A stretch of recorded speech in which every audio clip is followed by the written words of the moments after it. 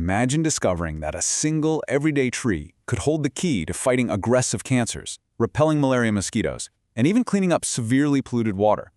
You'd probably assume this is, the stuff of science fiction, right? Or maybe some highly guarded secret of modern synthetic chemistry. But what actually shocked me when I was digging into the research is that this astonishing resource is growing right now, out in the open, and humans have been using it for literally millennia. Welcome to our explainer.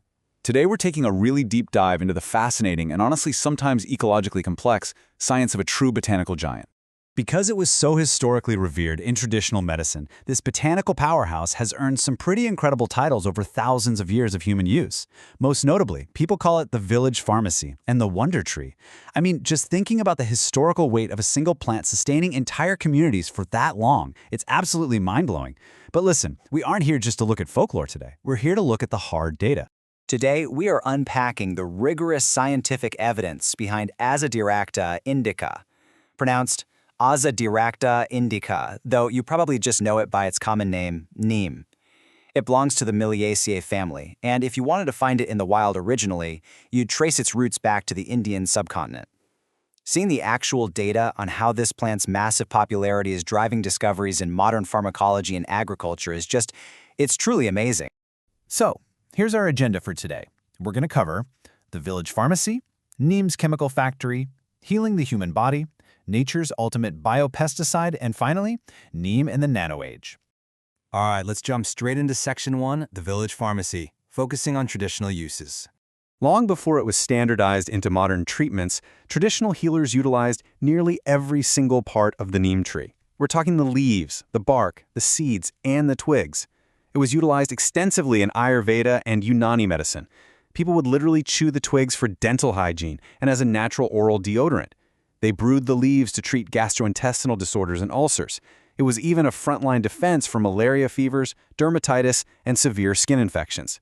And as we dig into the research over the next few minutes, it is incredible to see exactly why these ancient, really diverse uses make perfect sense to modern pharmacologists. Moving on to Section 2, Neem's chemical factory, where we'll look at its cellular chemistry. To really understand how Neem works, we have to look under the microscope. When scientists looked closer, they isolated and identified more than 400 distinct chemical compounds from the neem tree. Over 400. It is quite literally a botanical chemical factory, pumping out a plethora of complex structural scaffolds that are incredibly difficult for us to mimic using synthetic chemistry. Now, this vast chemical diversity creates an entire multi-tool of functional traits. The absolute standout class of chemicals here? The limonoids. The breakdown is fascinating. Azadirachtin acts as a highly potent biopesticide. Then you have mimbolade, which is actively being studied for its ability to induce cell death in tumors, and nimbidin is totally celebrated for its antibacterial activity.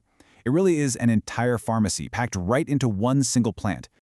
But how does the plant actually make these? Well, researchers recently mapped out exactly how the plant manufactures these complex compounds. Using advanced stable isotope labeling with carbon-13, scientists tracked the origins of these limonoids all the way back to specific metabolic pathways inside the plant cells.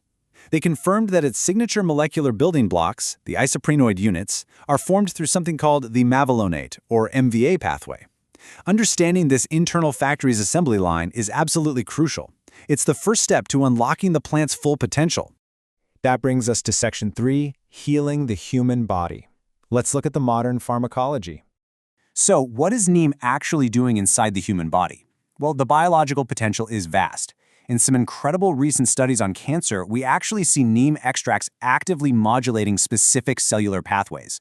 They upregulate tumor-suppressing genes like p53 and PTEN, and they regulate the BCL2 and BAX pathways.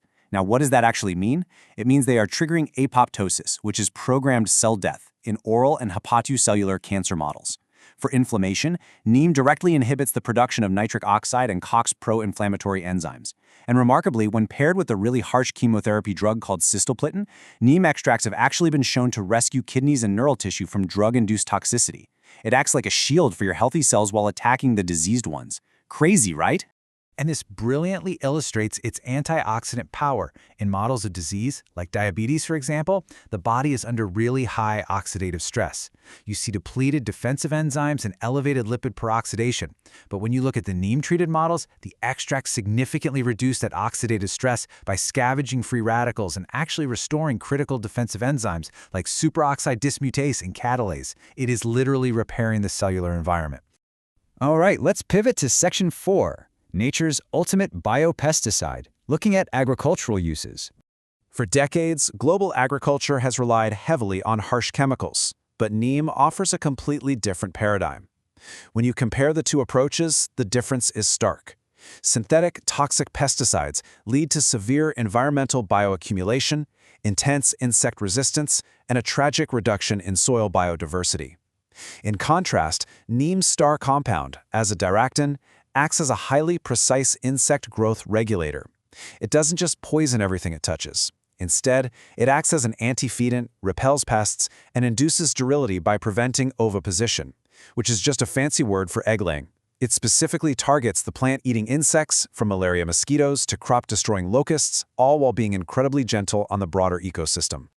The efficacy of these compounds is just staggering. The data regarding parasite control is a perfect example. In infected models dealing with Ayurveda papillata, which is a parasite that causes severe coccidiosis, treatments using Neem-synthesized nanoselenium achieved over 97% suppression of parasitic oocysts. 97%!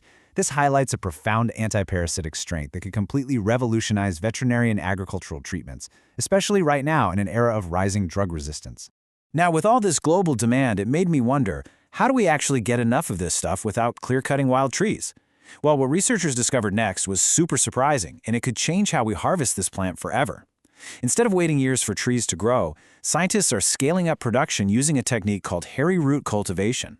Basically, by introducing a bacteria called Agrobacterium rhizogenes to the plant tissues, they create these rapidly growing root networks that just pump out azadirachtin inside specialized liquid phase and nutrient mist bioreactors. It's a continuous, climate-independent, and highly sustainable way to harvest the active compounds without harming wild populations. Which leads us perfectly into Section 5, Neem in the Nano Age. Let's talk about green synthesis. So scientists are now using Neem for something called green synthesis.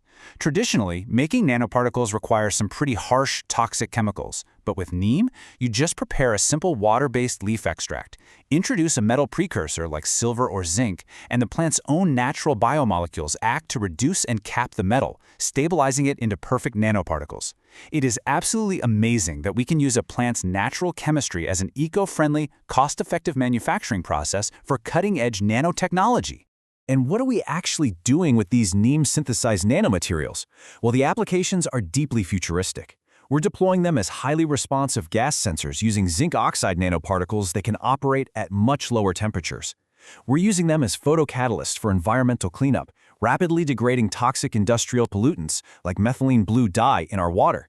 And in medicine, they're acting as powerful anti-biofilm agents, successfully combating stubborn drug-resistant fungal infections like fluconazole-resistant Candida tropicalis.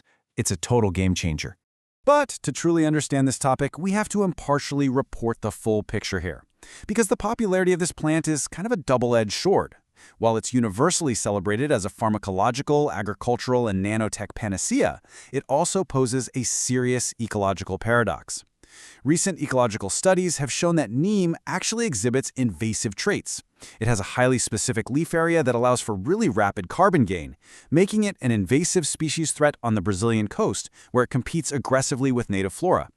Furthermore, water extracts from its fruit can actually be acutely toxic to certain aquatic life, like the heteroclarius hybrid fish. Nature is incredibly complex, and introducing powerful biological agents into new environments always carries a risk. Which leaves us with a really delicate ecological question to ponder as we close this explainer today. If a highly potent wonder tree becomes an invasive species in a foreign habitat, does the cure ultimately become a new problem? It's a vital consideration for researchers and conservationists alike as we continue to unlock the immense power of Azadirachta indica. Thanks for joining us.